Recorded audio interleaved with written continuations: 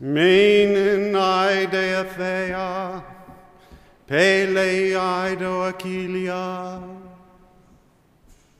Thus begins the oldest and one of the most influential stories in all of Western literature, Homer's Iliad, composed nearly 3,000 years ago.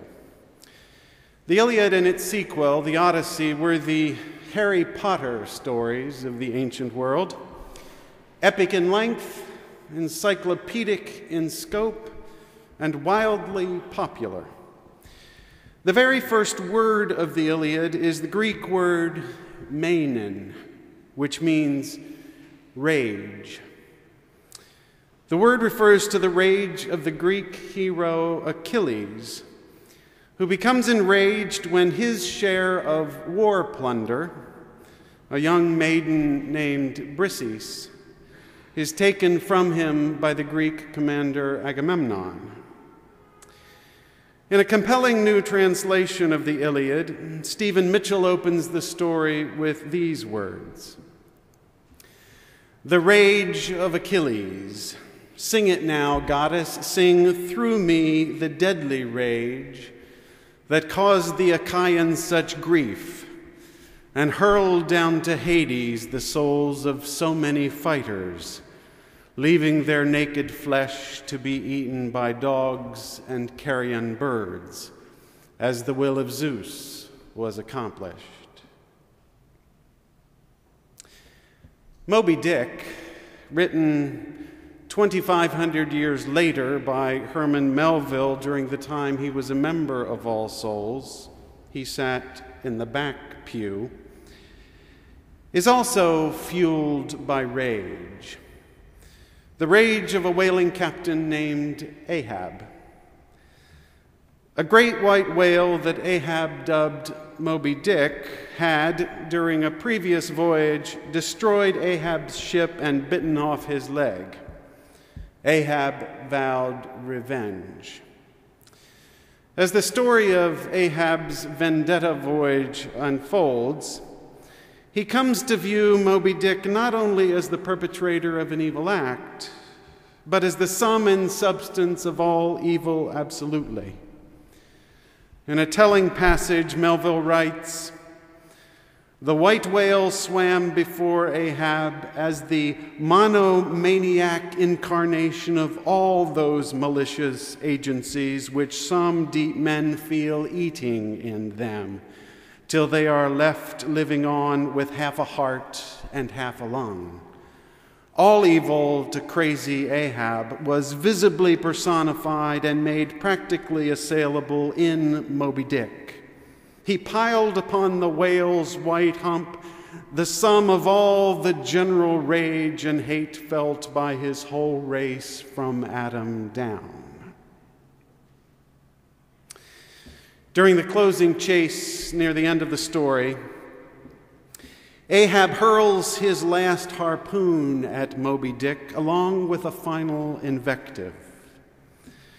"To the last I grapple with thee, from hell's heart I stab at thee, for hate's sake I spit my last breath at thee."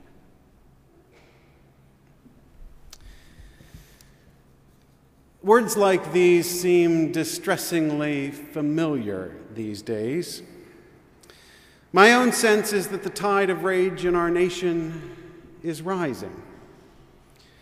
The identity of the whale varies, of course, depending on who's enraged and at what. The sum of evil, the incarnation of malicious agency, gets personified in turn by various groups: gays, or immigrants, or feminists, or Muslims, or poor people, or liberals, or, more recently, by corporations and rich people. It's true that relatively few of the people currently occupying Wall Street seem enraged, but that's not necessarily a good thing. My own view is that every successful process of transformation stopping genocide, defeating apartheid, overthrowing tyranny, initially rises from a deep sense of outrage at the status quo. But the fire of rage can quickly burn out of control, becoming destructive, as with Achilles, and self-destructive, as with Ahab. In order to accomplish some positive good, rage must yield to the call of moral purpose. When I read Chris Hedges' recent blog supporting the occupation of Wall Street, I sensed immediately his rage. Winner of the Pulitzer Prize for his New York Times coverage of global terrorism, Hedges is not known for his subtlety or even-handedness. If words were sparks, Hedges would be a flamethrower. He's been outspoken in his belief that our elected officials, our media, and our courts are, as he puts it, wholly owned subsidiaries of the corporate state. We live in a country, Hedges says in his blog, where the rule of law means nothing, where war, financial speculation, and internal surveillance are the only real business of the state. In this country, he continues, you as a citizen are nothing more than a commodity to corporate systems of power, one to be used and discarded. Like a prophet of old, Hedges then issues an ultimatum. Either you join the revolt taking place on Wall Street and in the financial districts of other cities across the country, or you stand on the wrong side of history. Either you obstruct the plundering by the criminal class on Wall Street, or you become the passive enabler of a monstrous evil.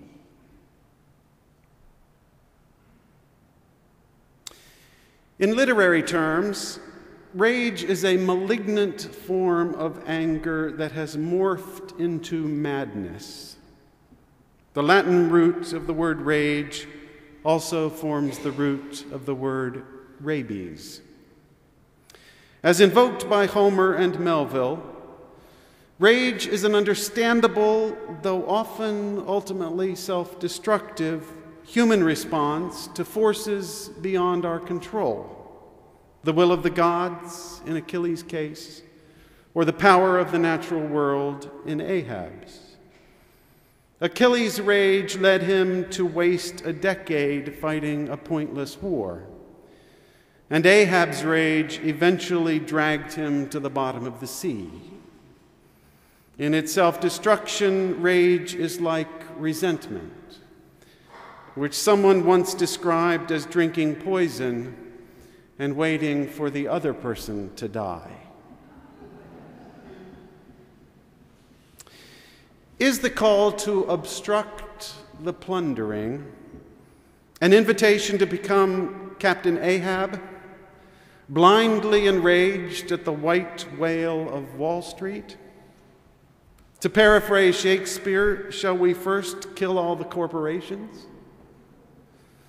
Or is it a call to become, say, Dr. Martin Luther King Jr., who used his rage at our nation's racism to fuel a clear sense of moral purpose?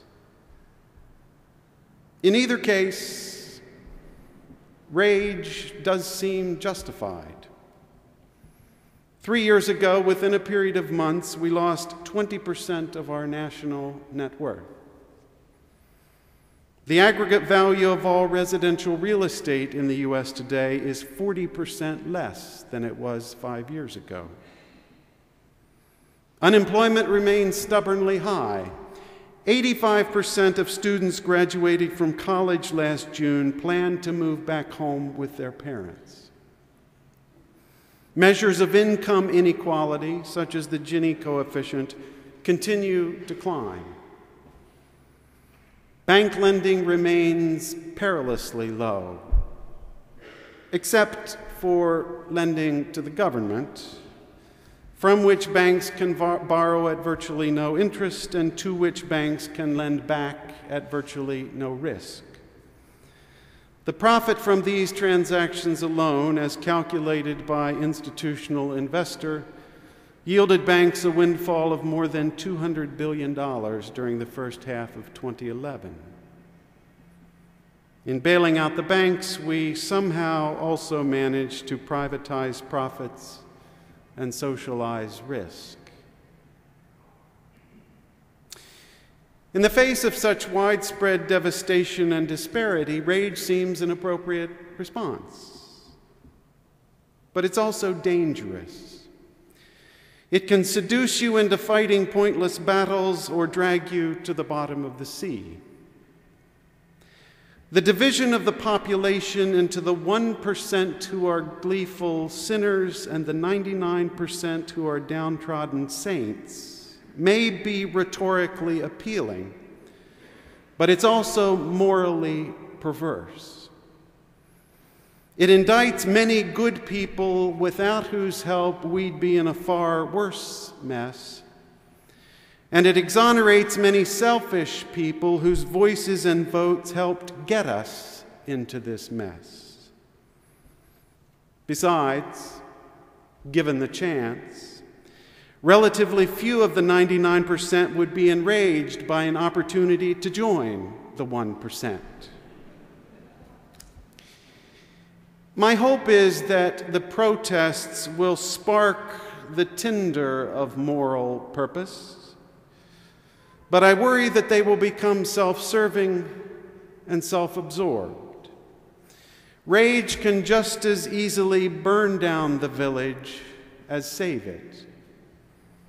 The challenge is to focus our moral purpose and address this problem at its source. The economic problem we face is, I believe, a moral problem. How so? Just as the physical universe can be mapped in terms of energy, so the moral universe can be mapped in terms of agency. Our problem is not capitalism in general or corporations in particular. Rather, malevolent people made malicious decisions. Once such decisions get institutionalized, it takes moral leadership to set things right. The questions before us are questions of agency.